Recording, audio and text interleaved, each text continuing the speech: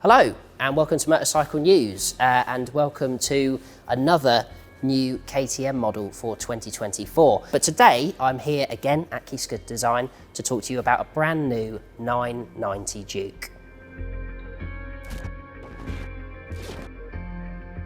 So the 990 Duke is going to take over from KTM's 890 Duke for 2024. The 790 that's now built in China by CF Moto, that's going to stay. And we're going to have the 990 and then we're going to have the bigger bikes as well.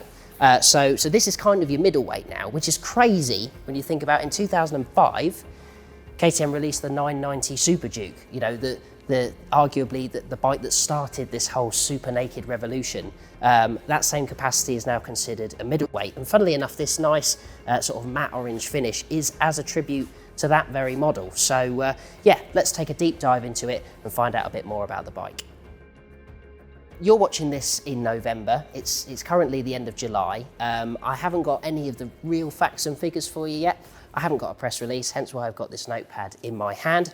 So I'm going to keep it light. But sort of headline figures that you need to know is power's around about 123 horsepower, I think. And it's sort of it's sort of based loosely around the 890 Duke, but really the inspiration now has come from the 1290, the larger capacity V-twin super nakeds. And obviously, if you've watched so far, you will notice this bad boy. There's a brand new headlight in there, which is you know, completely different to what was there before. It's not actually a solid unit. I can put my fingers right through those holes. And you know, there's a number of other styling changes to make it look more like a super naked rather than a do-it-all middleweight. Now that we're back in England and I've had a chance to look at a proper press pack, I can tell you that the 990 Duke produces a claimed 121.4 brake horsepower at 9,500 RPM and 76 pound-feet of torque at 6,750 RPM. Tipping the scales at 190 kilograms with its full 14.5 litres of fuel on board, there's a stiff new powder-coated steel frame paired with a new closed lattice swing arm. The die-cast aluminium subframe also houses an airbox and air intake under the seat. With the engine used as a stress member, it's suspended in place via compression and rebound adjustable WP Apex 43 forks and rebound and preload adjustable single shock. These are met with a pair of 17-inch cast aluminium rims shrouded in grippy Bridgestone S22 tyres. Being a KTM, you'll also find the usual suite of lean-sensitive electronics, including Bosch cornering ABS with a supermoto mode to deactivate the rear. There's also traction control, 3 riding modes as standard, and a demo mode that allows customers to try out all of the features for the first 1,500 kilometres free of charge. So joining me now is Stefano, who is the project manager on the 990 Duke. So thank you very much for giving me your time.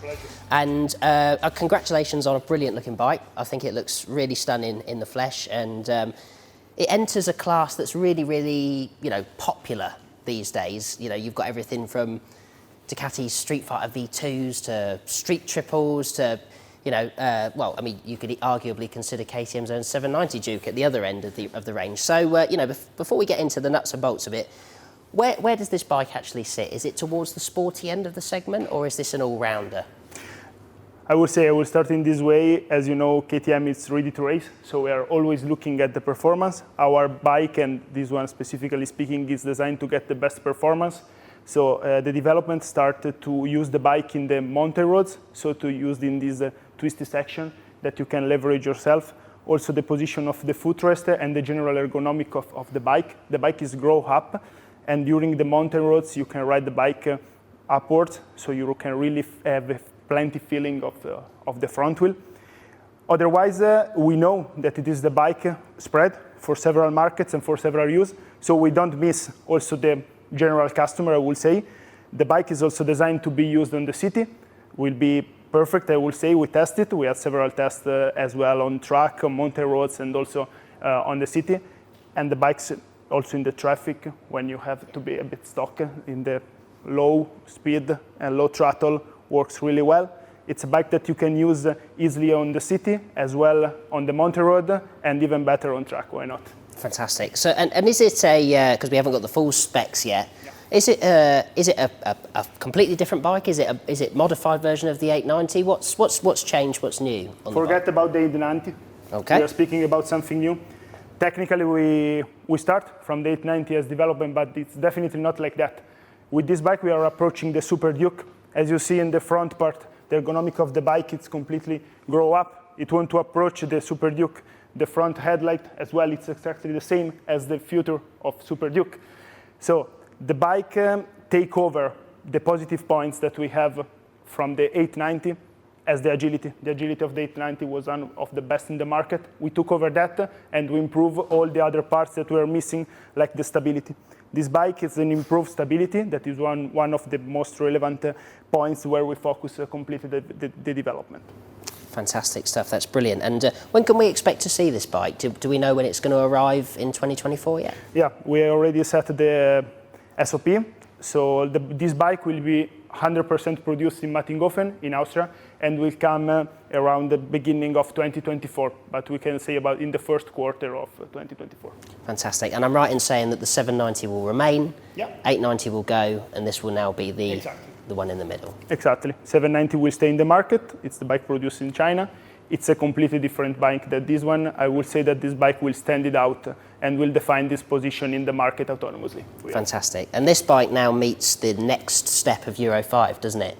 Yeah, exactly. That bike in this configuration is not relevant because we have a racing exhaust, but in general the bike hits the Euro 5 Plus homologation, so we are compliant 100% with the new regulatory system.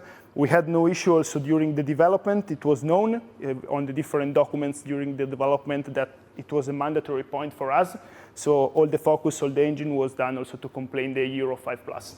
Fantastic stuff. And obviously you already said this bike is in a track tune, so there's no indicators, there's nothing at the rear either. So now I'm right in thinking the brake lights, indicators and everything are in the indicator lights. Is that correct? Exactly. We will call tail lights. The rear lights, basically the rear blinkers will have also the use of the stops. Yeah. So when you have to brake, you have just the two indicator that will figure out all the functionality. From the looking, I would say that the final outlook, it's really cool because it's super sharpy. You have no additional parts, nothing heavy, just the essential one and be as performance as possible. Also in terms of final looking of the bike, we have several parts that are TA, but I will say the final look of the bike is aggressive in this way. We are not missing anything. Yes, fantastic stuff. And I'm interested just to talk about this headlight design because it is radically different. It looks very different. And obviously it's a hollow unit. I thought it would have a screen over the front, but I can put my fingers right through there. So, obviously it's going to divide opinion. I think every headlight on a motorbike, it's either the headlight or the exhaust divides opinion on a motorcycle. So, this is obviously very different, but, does it perform better? And how did you end up in that final design? The idea to update the headlights is to make the bike grow up. As you can see, the new headlights has the position lights, the low and the high beam in the center. It's super sharpy. It has different wall. It also, in terms of design, the general one is done to make the bike grow up and to integrate perfectly with the side fairing and the side parts of the bike. In terms of performance, yes, one of our goals was also to improve the brightness. So I will say that if you ride this bike compared to the previous generation, you will see a massive difference during night. The bike will really, in general, you will have a super view on the road during the next ride. Fantastic stuff. Well, I look forward to putting that to the test when we get to ride it next year. And I hope you enjoyed that video. If you did, remember to give us a like and a subscribe whilst you're here. Keep an eye out for more new bike videos. I mean, we're well into new bike season now by the time you watch this. So hope you enjoyed it, and I will see you on the next one.